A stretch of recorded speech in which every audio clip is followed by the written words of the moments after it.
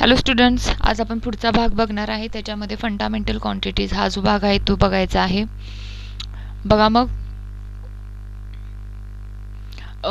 it is enough to select a few out of many quantities and standardize their units. बघा की पायाभूत राशी, fundamental quantities म्हणजे पायाभूत राशी. अनेक राशींपैकी काही राशी निवडून त्यांचे प्रमाण ठरवले तरी ते पुरेसे असते. You can see from the above example that unit of the quantities length and time need to be standardised. म्हणजे वरील उदाहरणावरून तुमच्या लक्षात आले की लांबी व काळ या राशींचे मापन ठरवणे योग्य ठरेल. बघा मग such quantities are called fundamental quantities. अशा प्रमाणासच आपण पायाभूत प्रमाण किंवा फंडामेंटल क्वांटिटीज म्हणतो. And their unit are called standard units. आणि त्याचे जे युनिट्स आहेत, प्रमाण आहेत, त्यांना आपण काय म्हणत आहोत, फंडामेंटल क्वांटिटीज म्हणजे पायाभूत राशी म्हणतो. आणि त्यांच्या प्रमाणास आपण काय म्हणतो, स्टँडर्ड युनिट म्हणजे पायाभूत प्रमाण असं म्हणतो. ठीक आहे. बघा आता international system of the unit काय आहे बघायचं आहे. एककाची आंतरराष्ट्रीय पद्धत कोणती आहे. तर बघा, and international system of the unit based on the 7 fundamental unit called the system international. बघा 7 पायाभूत राशींच्या आधारित एका एककांची आंतरराष्ट्रीय पद्धती सध्या जगभरात वापरली जात आहे. आणि ही जी जगभरात वापरली जात आहे तिलाच आपण मेट्रिक सिस्टीम म्हणजे मेट्रिक पद्धत असं म्हणतो. The name and symbol of the unit are the fundamental quantities length time and the mass in this system are given following. खाली आपल्याला काही सिम्बॉल्स आणि नावं दिलेली आहेत जी या सिस्टीममध्ये वापरली जातात. क्वांटिटी बघा, आता राशी जी आहे ती कोणती आहे, नेम ऑफ युनिट एककाचे नाव काय आहे, आणि सिम्बॉल एकक चिन्ह काय आहे. लेंथ म्हणजे लांबी. आता त्यासाठी जे युनिट वापरलं जातं ते मीटर आहे. आता त्याचा सिम्बॉल यम आहे. मास म्हणजे वस्तुमान. किलोग्राममध्ये त्याचं, किलोग्राम हे एककाचं नाव आहे आणि के जीमध्ये ते त्याचं सिम्बॉल आहे. टाईम म्हणजे वेळ, काळ आहे. तो त्याचं जे युनिट आहे ते सेकंद आहे आणि त्याचं सिम्बॉल यस आहे. ठीक आहे. बघा आता हे वरचं जे चौकटीतलं दिलेलं आहे, स्टँडर्ड ऑफ फंडामेंटल क्वांटिटीज पायाभूत राशींचे प्रमाण. बघा, as the standard of mass a solid cylindrical made of the platinum iridium alloy is kept in the International Bureau of Weight and Measure at Paris. As per the international agreements, the mass is called a kilogram. Official accurate copies of the prototype that are kept in the standardizing laboratories or institutes all over the world. बघा, वस्तुमानाचे प्रमाण म्हणून platinum iridium संमिश्राचा एक भरीव दगडगोल Paris येथील आंतरराष्ट्रीय वजनमाप संस्थेमध्ये ठेवला गेलेला आहे. ठीक आहे. आंतरराष्ट्रीय करारानुसार त्याच्या वस्तुमानाला 1 किलोग्राम असं म्हणतात. आणि ह्या आदिरूपांच्या अधिकृत अचूक अशा प्रती प्रमाणीकरता करणाऱ्या जगभरामध्ये प्रयोगशाळा किंवा संस्थांमध्ये ठेवण्यात आलेल्या आहेत. बघा, हे तुमच्या माहितीसाठी त्यांनी दिलेलं आहे. The 2 line are engraved on platinum iridium bar kept in the International Bureau of Weight and the Measure at Paris. The distance between these 2 lines is accepted as the standard meter. Accurate copies of the prototype are made and distributed to standardizing laboratories or institute all over the world. बघा, Paris येथील आंतरराष्ट्रीय संस्थेमध्ये ठेवलेल्या platinum iridium संमिश्राच्या या आदिरूप पट्टीवर 2 सूक्ष्म रेषा कोरलेल्या आहेत. आणि ह्या 2 रेषांमध्ये जे अंतर असणार आहे त्याला आपण मीटर असं प्रमाण मानणार आहे. या आदिरूप पट्टीच्या अचूक प्रती तयार करून जगभरात प्रमाणीकरता ह्या प्रयोगशाळा आणि संस्थांमध्ये दिलेल्या आहेत.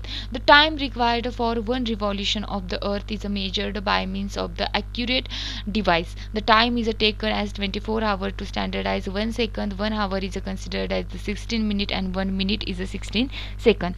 बघा, पृथ्वीच्या एक परिवलनात जो काळ लागतो तो अचूक साधनाने मोजून 24 तास धरून 1 दिवस प्रमाणित केला जातो. 24 तासाचा 1 दिवस असतो आपल्याला माहित आहे. आणि तासाची 60 मिनिटं व 1 मिनिटाचे 60 सेकंद याप्रमाणे 1 सेकंद प्रमाणित केले गेलेले आहे. ठीक आहे. आता ग्रेट सायंटिस्ट हा भाग काढून टाकलेला आहे.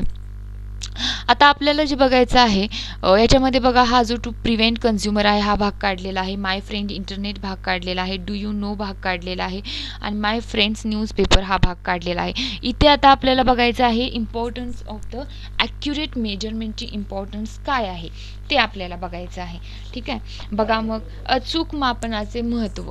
बघा, how accurate a measurement must be depend upon the purpose.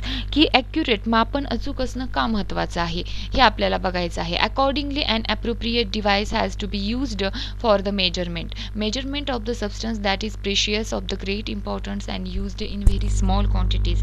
बघा, योग्य त्या साधनाचा वापर मापनासाठी करावा लागतो. मौल्यवान, विशेष महत्त्वाच्या आणि अल्प प्रमाणात वापरल्या जाणाऱ्या पदार्थांचे मोजमाप नेहमीच अधिक काटेकोरपणे आणि अचूक करणे गरजेचे असते. Due to advancement in technology, device that measure very small magnitude of the quantities like distance, mass, time, temperature are available now.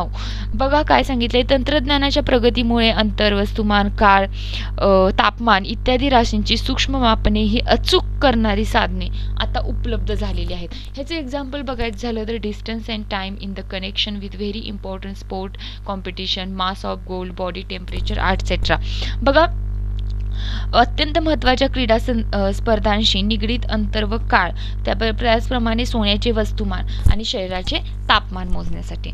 बघा, major cause of error in measurement म्हणजे बघा, मोजमाप करताना असतानाच्या प्रमुख त्रुटी कोणत्या असतात, तर नॉट युझिंग ॲप्रोप्रिएट डिव्हाइस, आपण योग्य डिव्हाइस वापरत नाही. Not using the device properly, ते जे साधन असेल ते योग्य प्रमाणे आपण वापरत नाही. Make a list possible error than this. बघा, याशिवाय होणाऱ्या त्रुटींची यादी करूया आता आपण.